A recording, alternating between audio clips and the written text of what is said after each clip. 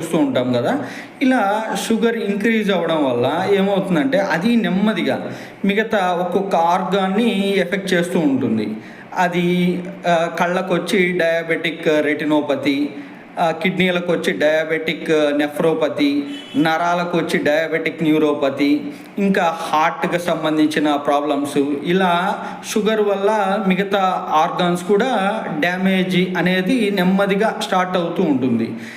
వీటంతటికీ కారణం ఏంటంటే మనం ఈ ప్రాబ్లం అనేది మనకి వెంటనే వచ్చే ప్రాబ్లం కాదండి.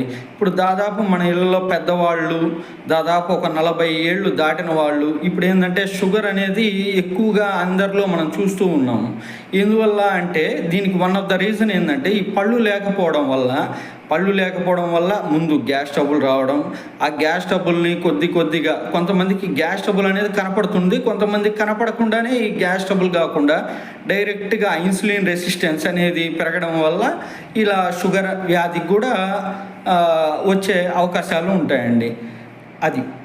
ఇదేంటంటే మనకి దాదాపు మనము ప్రతి ఇళ్లలో ఈ సమస్య అనేది రెగ్యులర్గా చూస్తుంటాం పెద్దవాళ్ళల్లో.